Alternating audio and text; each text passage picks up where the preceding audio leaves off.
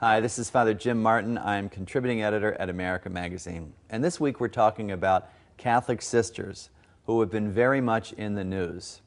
You may have read that the Vatican's Congregation for the Doctrine of the Faith has released what is called a doctrinal assessment of the Leadership Conference of Women Religious. Now, what does that mean? It means that the Vatican was investigating the main umbrella organization for women's religious orders in this country, also known as the LCWR. Now, I'm not here to talk about the Vatican document, but rather to look at Catholic sisters and the contributions that they have made in the United States since the Second Vatican Council. The Vatican's doctrinal assessment has really saddened and demoralized many sisters. Now, a lot of people on the blogs and in the media are saying, what's the big deal? You know, it's just looking at the LCWR. But that misses the point that this Vatican assessment comes on the heels of a long apostolic visitation or investigation of the women's religious orders in general. So it's not surprising that sisters in the United States feel a little demoralized right now. Here's something else that I think is really important to understand, and something that a lot of critics of some post-Vatican II sisters organizations are missing. When many of these sisters, who are, say, in their 70s and 80s now, entered religious life, they did so understanding that they would be living in habits, they would be living semi-cloistered lives. They were fully prepared to live the kind of, shall we say, traditional life of a sister or a nun. But what happened? Well, the Second Vatican Council happened. In the early 1960s, the Great Gathering of Catholic bishops happened and put out several documents, including Perfectae Caritatis, and later, Pope Paul VI put out Evangelii Nunciandi, as well as some other letters to sisters that asked them basically to update, to reform. Sisters actually went back to their founding documents and the writings of their founders and foundresses to really get at the heart of what they were originally intended to be doing. And they found that they were originally intended, many of them, to be out in the world, not to be semi-cloistered, to be wearing the everyday dress of women of their time, to go out, basically. And I think the thing to really understand is that these women, who were perfectly prepared to live semi-cloistered, more traditional lives, embraced the changes of the Second Vatican Council, hard as it was for them at the time. As one of my sister friends told me last night, we took these documents very seriously. So I think any critics of sisters in the wake of Vatican II need to recognize that they were being faithful to what the Church was asking of them. More important than understanding that is looking at the sisters themselves. Let's look at some of the sisters who came out of that Vatican II era, and let's look at what they were able to accomplish and who they were able to become for God. First off, we can think of someone like Sister Mary Luke Tobin, a sister of Loretto, the only American woman invited to participate in the Second Vatican Council. Later on, she became head of the LCWR and worked for peace and justice till her death at age 98, a towering figure in American religious history. I think some of my greatest heroes are people like Ida Ford and Maura Clark, Maryknoll sisters, who, with their sister Dorothy Kazel, an Ursuline nun, and Jean Donovan, a Maryknoll lay worker, were martyred in El Salvador as a result of their work with the poor. Here were women sisters who paid the ultimate price for Christ, and these were women that came out of that spirit of the Second Vatican Council. Also think of someone like the amazing Dorothy Stang, who just a few years ago was martyred in Brazil as a result of her work with the landless poor there.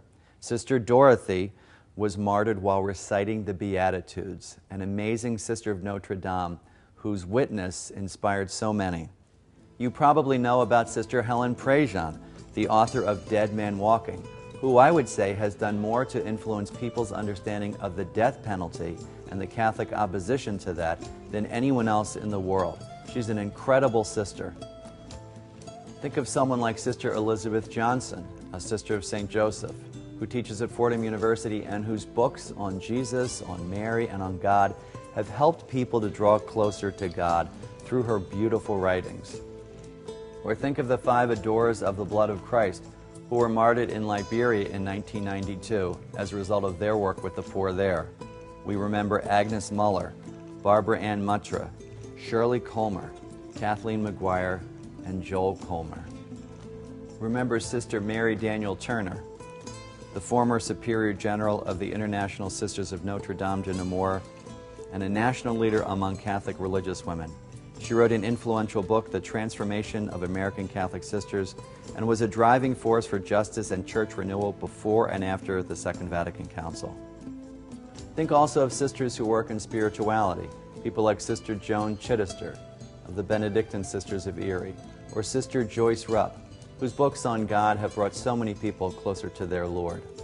But also think of sisters whose names you might not know, sisters who are presidents of universities and colleges, principals of high schools, teachers, social workers, pastoral associates, directors of religious education, nurses, doctors, sisters who work in all sorts of capacities in the Catholic Church.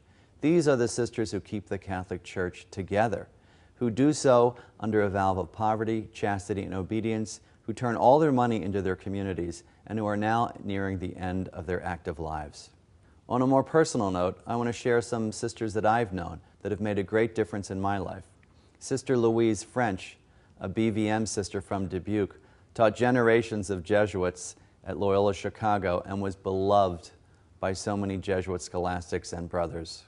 Or let me tell you about another friend of mine, a religious in Jesus of Mary, a good friend of mine who was a professor during theology studies, who, during my father's final illness, traveled 4 hours on a train just to see him for an hour in his hospital bed. And then the next day she got back and took another 4-hour trip back home. When I thanked her, she thanked me for the honor of being with my dad. Or sisters I've known as spiritual directors. I had one sister who, during a very difficult spiritual crisis, led me through a very powerful retreat. And at the end, when I thanked her, she said, "Oh, it wasn't me, it was God that did this." I've known sisters my whole Jesuit life, and these sisters are my heroes. The Vatican document, no matter what you think of it, has saddened and demoralized many Catholic women, many generous Catholic sisters who have given their lives to the Church. So I think it's a good time for us to say to them 2 words: thank you. Thank you to all of the wonderful sisters who have been such a part of our life. Thank you for the sisters who have given their lives to Christ in so many ways, by being martyred, but also in the day-to-day martyrdom of just living out their lives as Catholic sisters, living the vows of poverty, chastity, and obedience. I'd like to say thank you to them personally, and if you want to say thank you to one of your favorite sisters or a great religious order, why not write them a letter? Send them a contribution. Write to your local bishop. Tell him how much you appreciate the sisters. Because I think gratitude is always in season, and particularly at this time, we can all say to Catholic sisters and nuns in the United States, thank you. For America Magazine, this is Father Jim Martin. God bless you.